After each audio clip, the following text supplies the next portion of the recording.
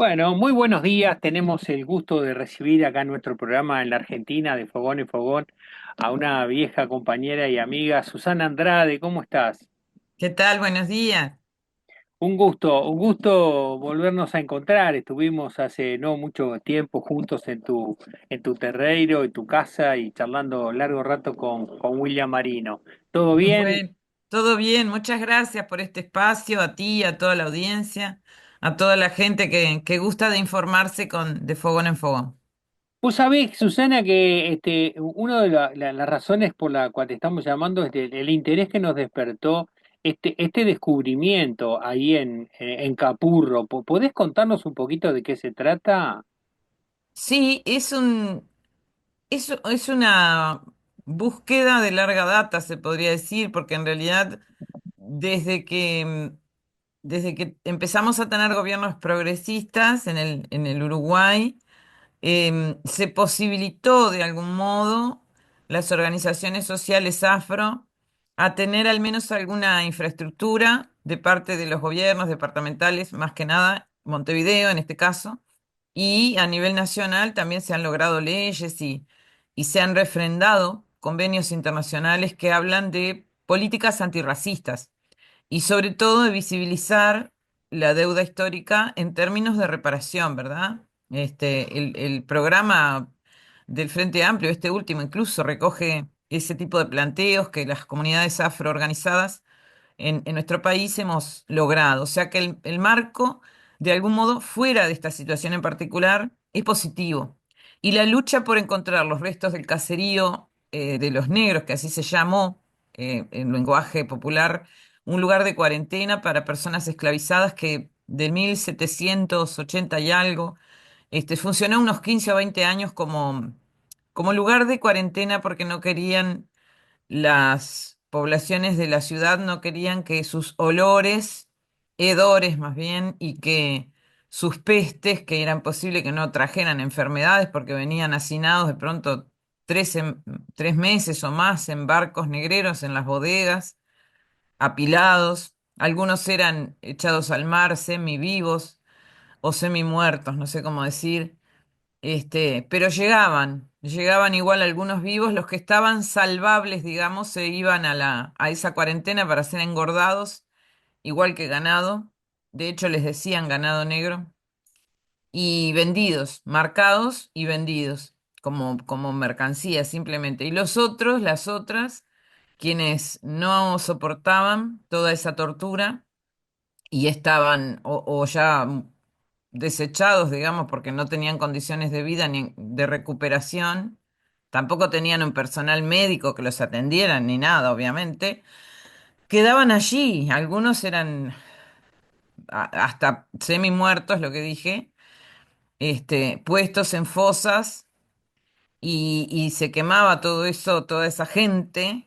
Se le rociaba con algún combustible, eran quemados para reducir el volumen de esa mercancía humana y luego eran tapados muy a flor de tierra, ¿no? Entonces se dice que allí seguramente, como se transformó en un cementerio, como dicen algunos historiadores, cementerio por llamarle de alguna manera, ¿no? Eran enterramientos, muchos de ellos grupales, colectivos.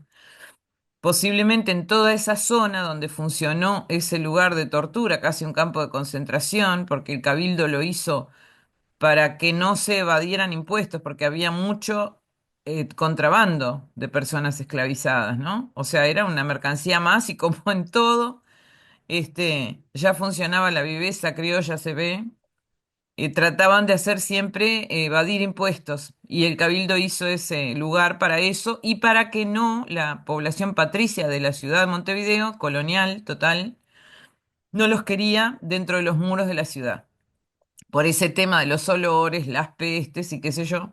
Entonces esos lugares allí, toda esa zona, posiblemente donde está la escuela hay un jardín de infantes también allí, que son políticas muchas veces de silenciamiento, ¿no? De las verdades que se han querido ocultar, de las verdades trágicas, de los genocidios que nuestra sociedad ha padecido históricos de las épocas coloniales, invasoras e imperialistas, ¿no? Porque acá eran más que nada España, Portugal, Inglaterra, también Gran Bretaña, bueno, como muchos países de las llamadas Américas y el Caribe, allí funcionó este lugar mucha gente le llama campo de concentración.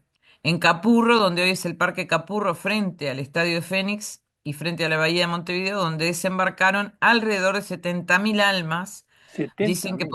sí, más de un estadio centenario lleno, hay que verlo en esos términos para, tal vez para dar la real magnitud de lo que tiene el volumen, ¿no? ¿En qué Para ser un periodo, país tan chico, además. en qué periodo de año nos contaba Susana esto fue?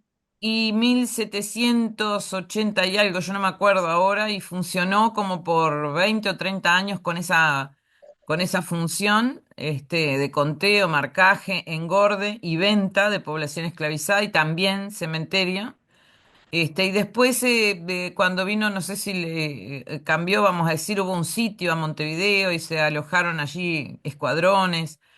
Y después cambió, digamos, la situación, empezaron las leyes se mandaban a la guerra las personas, africanas, como carne de cañón, la libertad era comprada, pero para ir a la guerra en los primeros lugares, cosa de que murieran, total eran mercadería, eran humanidad desechable. Después la ley de vientres y qué sé yo, o sea, siempre hubo un interés económico y nunca un interés social, y realmente de dar movilidad a esa gente, o sea, darles, luego de que supuestamente estaban libres, que la abolición fue una mentira, porque fueron simplemente o mandados a la guerra o librados a su suerte, mala suerte. El amo o las familias que tenían personas esclavizadas eran resarcidas por el Estado económicamente, se les pagaba por mandar, por dar esas personas para ir a la guerra, a los frentes de guerra. Y volvían, muchos de ellos, supuestamente libres, pero no tenían ni una ocupación, ni una posibilidad de ganarse la vida dignamente. Siempre fueron, empleados en los trabajos que nadie quería hacer, de limpieza, de lidiar con todo lo que tenía que ver con los desechos y las mujeres, ¿no? Hasta hoy, el servicio doméstico tiene cara de mujer negra, fundamentalmente. Y bueno, volvían sin ninguna condición ni se les dio de real, atención social para esa especial situación de vulnerabilidad total, donde no sabían a veces ni el idioma, porque se cuidaban mucho de que supieran el idioma de la gente blanca, los verdugos, para que no tuvieran posibilidad ninguna de buscar otro tipo de salida dentro de la sociedad. Entonces, todos esos años seguramente en ese lugar hay muchos seres humanos y personas esclavizadas enterradas allí, ¿no? Hay quien dice que esto tiene que ver con una, como dije, política de silenciamiento. Esto pasó también en Brasil, en Río de Janeiro, cuando se estaban haciendo las remodelaciones para el Mundial del 2014.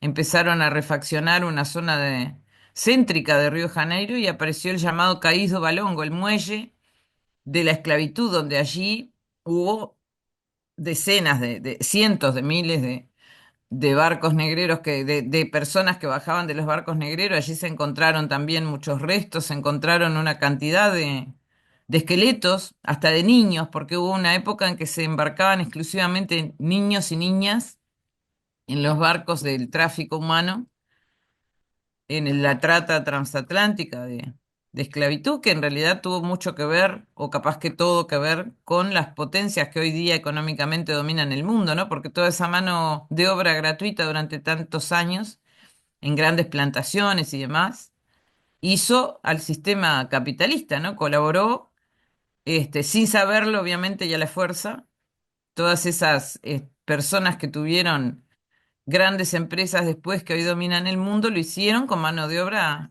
esclavizada, mano de obra gratuita, torturada y asesinada en las peores condiciones que nadie puede imaginar. Susana, ¿y ahora qué es lo que se encontró ahora recientemente en este lugar? Bueno, se hicieron, como se ha hecho ya desde hace unos años, se encontró el verdadero lugar porque había gente que decía que estaba más para el lado de la planta de ANCAP y siguieron, los antropólogos algunos de ellos allí. buscando por otros datos que tenían que ver con historias incluso de venta y reventa, historias de dominio, de dónde habían pasado de una mano a la otra, más los libros, y encontraron que el verdadero lugar era allí donde está emplazada la escuela número 47. Juan María Gutiérrez es entre Avenida Capurro y la propia Rambla Portuaria. Allí hay, Entonces allí, sí, sí, sí, ahí es donde hay como un muro de viejos ladrillos, ¿verdad? Que rodea todo. claro, encontraron, primero que nada, en una de esas búsquedas, encontraron, ellos siempre recaban fondos de UNESCO, de aquí, de allá, bueno, encontraron los muros perimetrales de lo que fue ese lugar, ¿no?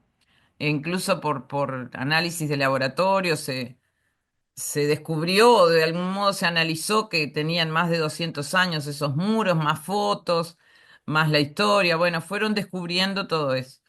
Y también estaba la posibilidad de que hubieran restos humanos, que había quien decía posiblemente no, porque el suelo uruguayo es muy ácido y posiblemente haya deshecho muchas de esos restos óseos. Pero bueno, hubo una especie de precisión de donde podría de algún modo ser los padrones. Se formó una comisión allí con el aval del municipio C, que es el municipio de la zona, consejos vecinales, fuerzas organizadas de la población afrodescendiente de nuestro país, sobre todo de Montevideo.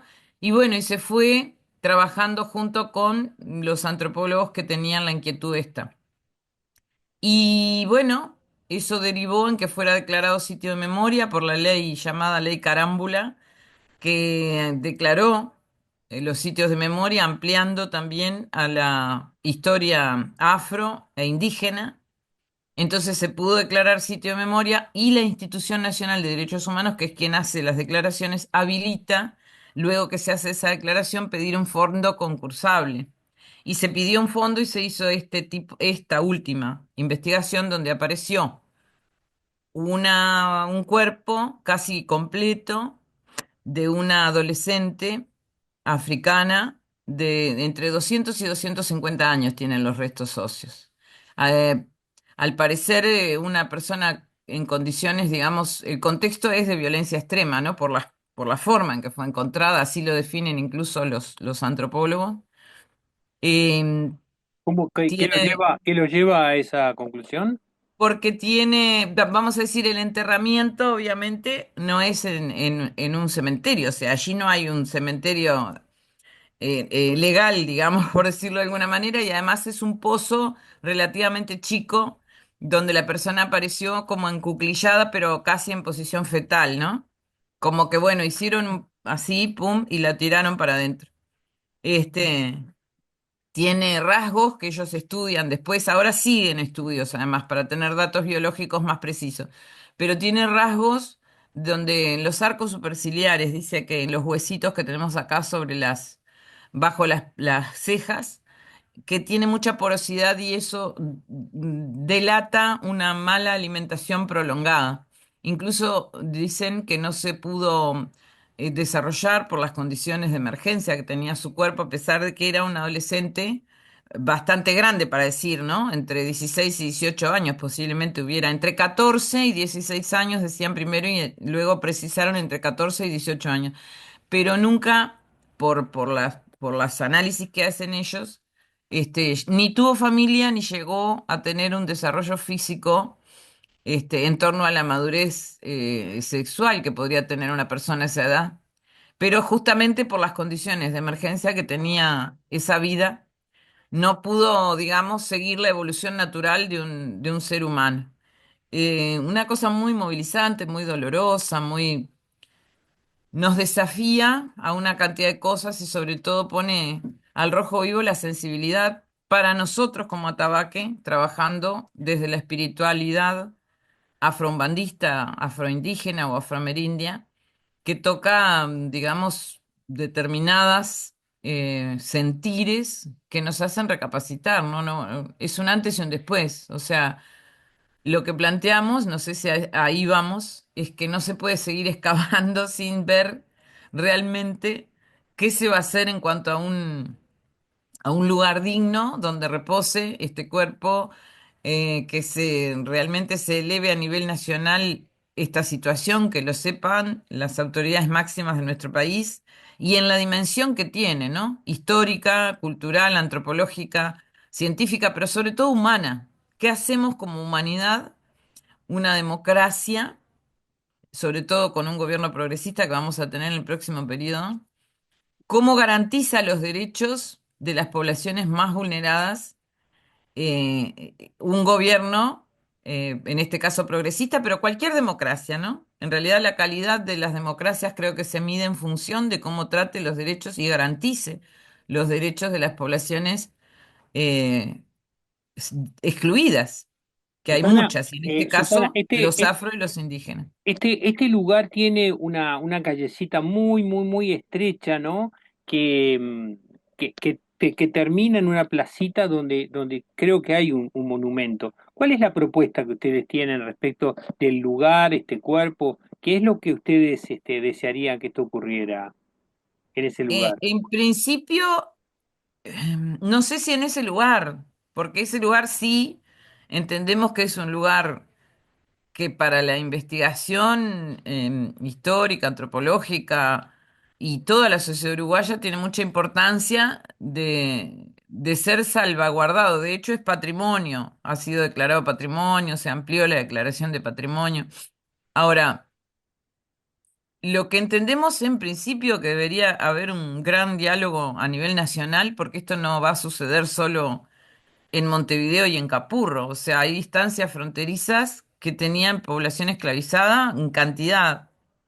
Está pasando lo mismo con restos de poblaciones originarias. O sea, en el mundo hay una preocupación por políticas de restitución. Por ejemplo, se ha revisado que la exhibición museística es contra los derechos humanos. O sea, no encontramos restos de personas, no sé, ponele, de presidentes famosos, vamos a poner de nuestro país, no sé, los Herrera, los Valle, o sea, no sacamos los huesos de sus antepasados y los exhibimos en un museo en pro de que es un interés cultural, o sea, es un poco una revisión de determinadas visiones de la humanidad que en realidad atentan contra los derechos humanos, como pasó, por ejemplo, con Baimaca, que era exhibido, y esos últimos charrúas que se llama, también una mentira, porque seguía habiendo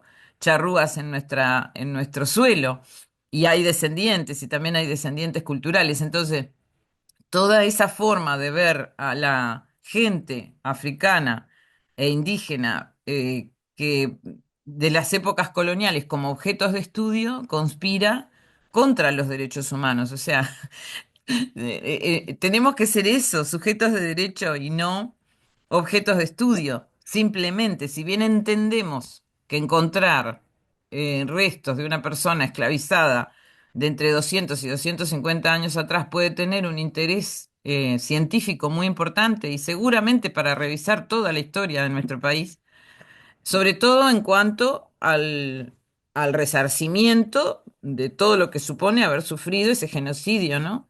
Sí, me decía Susana entonces que ustedes hacen una propuesta de apertura de diálogo sobre qué hacer, cómo hacer. Te quería preguntar, los datos de ADN que han obtenido de este cuerpo, ¿ha dado alguna información, origen? ¿Qué otros datos aparecen a En partir de... realidad, el análisis en Udelar a nivel de los datos biológicos aún está en proceso. Ah, ok.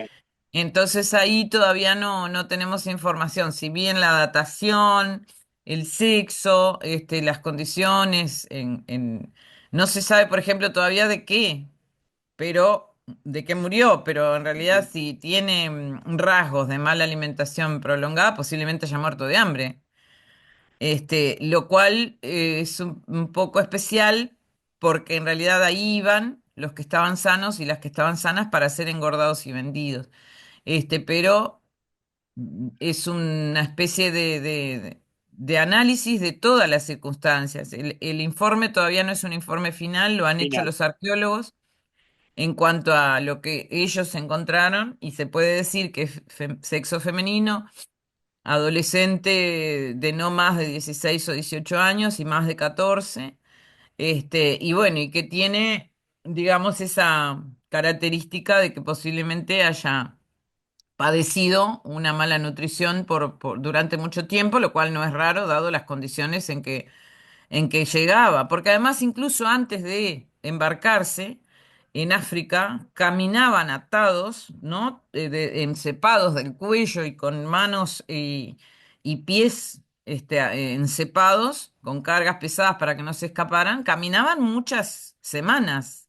O sea, no los llevaban en carreta, no los llevaban en auto, o sea, eran realmente condiciones desde que eran cazados, literalmente, hasta llegar a los puertos de embarque, ya era una situación espantosa de tortura, más el viaje, como te digo, que eran amontonados entre la propia materia fecal y lo que podían o querían o comer, porque algunos hasta se dejaban morir, había mucho suicidio. Pero además había también el enfermarse y el ser tirados al mar. O sea, se calcula que un porcentaje, por ejemplo, un 30% no llegaba directamente de lo que se embarcaba. Si eran 200, sacale un 30%. Después, cuando llegaban, había un 15, un 10, un 15 que era desecho, porque ya las condiciones de salud eran imposibles de ser recuperadas. Por eso debe haber muchos restos humanos allí. Entonces, Me Atabaque decías lo que que el lugar pide. del encuentro, el lugar donde encontraron a esta chica, está sola. Es decir, no hay. Sí, hizo un enterramiento solo. Sí, no es un enterramiento grupal. También eso es llamativo. Pero ¿Siguen, bueno, siguen capaz buscando en la que quiso zona? ser escondida, alguien la quiso esconder, de que no sé, no sabemos. ¿Qué me Hay, decías? no, si se continúa el trabajo de los antropólogos en la zona desenterrando. Mira, este proyecto ya terminó porque incluso el dinero que se brindó se usó. Entonces lo que proponemos es que allí no se hagan más excavaciones hasta que se sepa qué se va a hacer, no solo con estos restos, una despedida digna, hay quien habla de darle una bienvenida porque abrió portales de búsqueda o de encuentro muy especiales. Otras personas hablan de un santuario, hay quien habla de un cementerio de la memoria.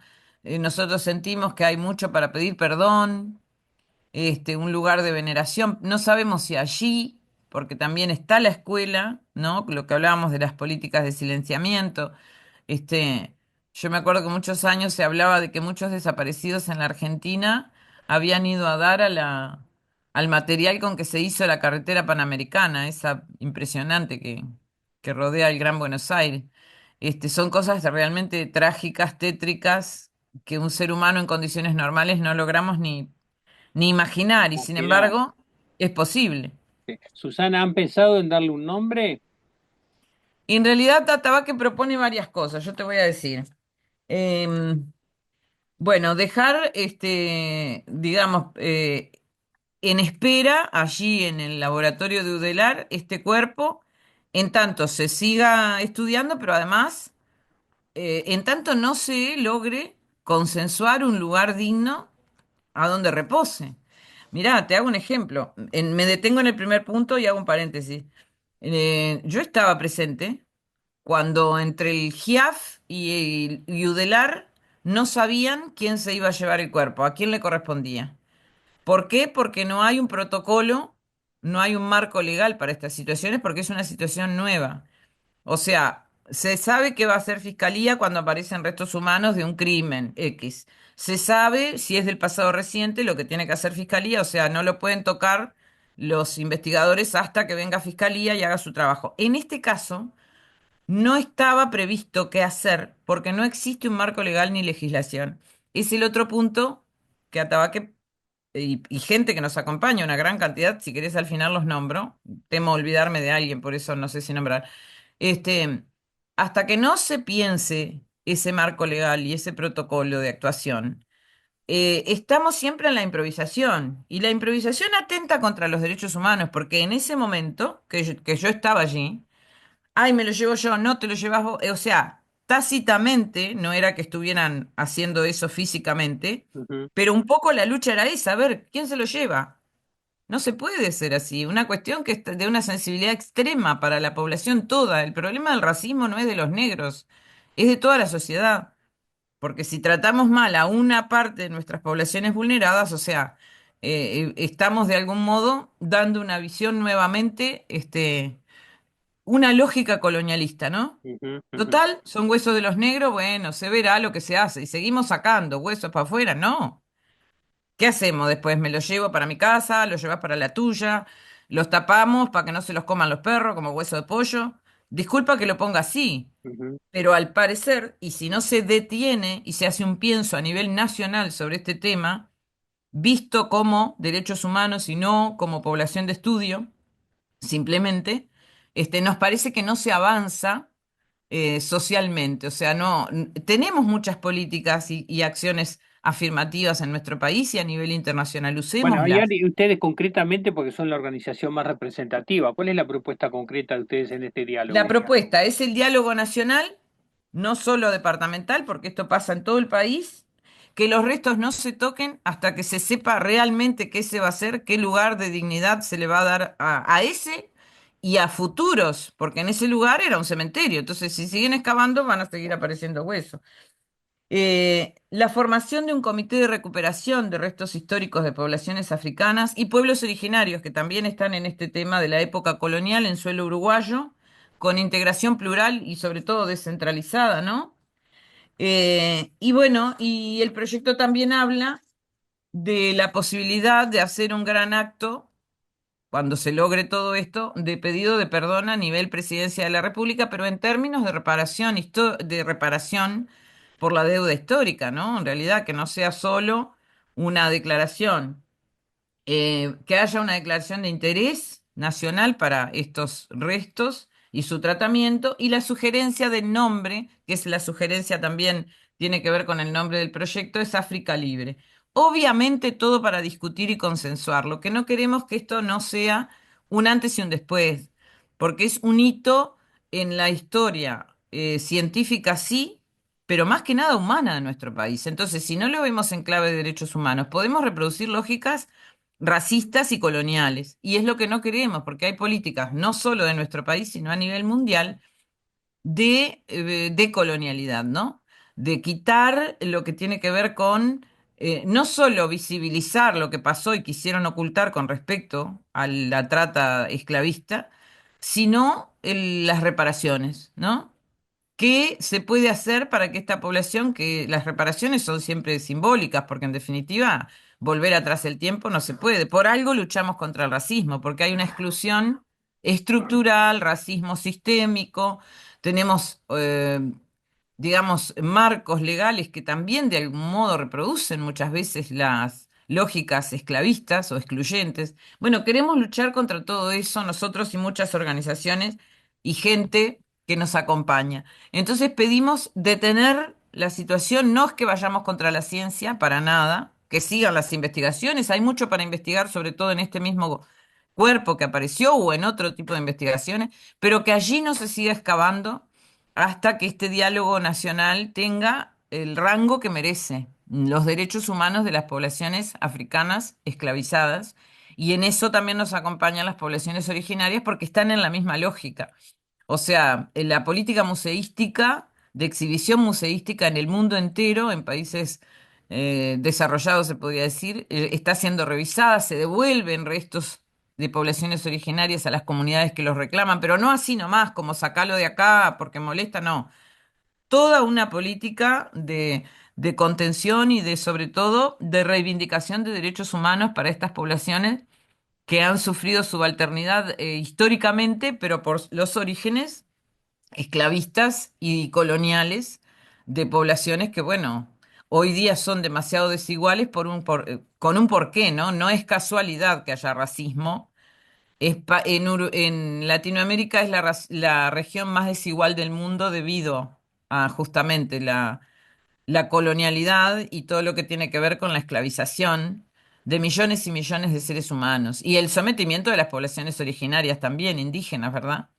Susana, Así que bueno, todo esto de algún modo parece desordenado y muy grande porque lo que sucedió es muy importante y queremos que sea un antes y un después y elevarlo a un diálogo a nivel nacional con incluso autoridades que están tomando hoy día el poder, el gobierno. Ya tenemos lazos tendidos, de hecho ya pedimos una reunión con el presidente electo, Yamandu Orsi.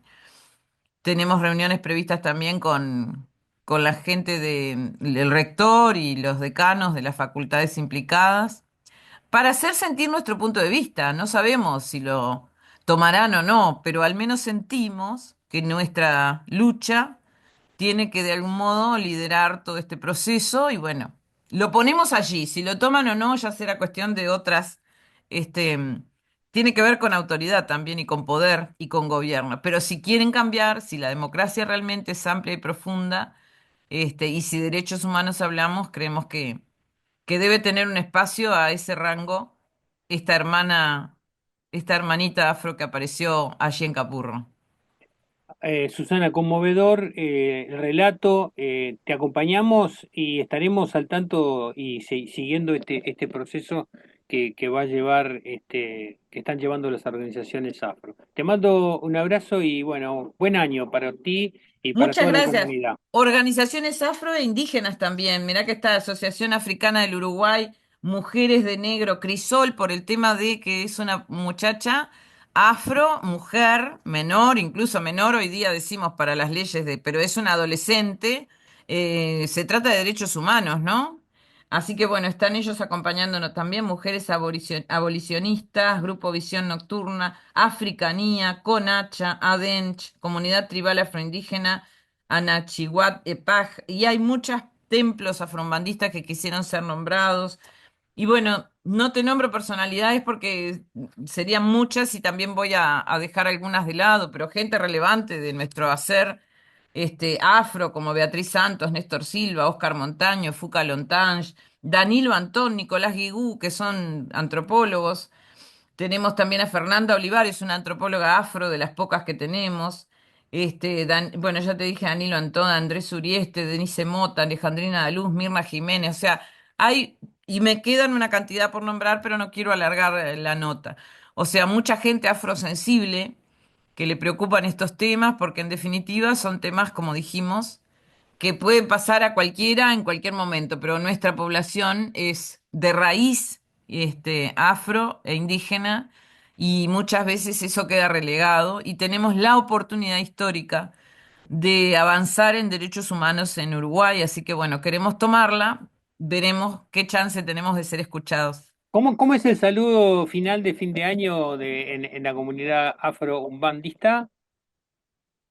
Mucho allí para la vida, muchas esperanzas, mucha luz, mucha justicia para que llegue la verdad a ser relevada, ¿m? Que la paz no sea a costa de la verdad, que tengamos siempre un sentimiento de claridad hacia los derechos de las personas que también tienen que ver con la espiritualidad.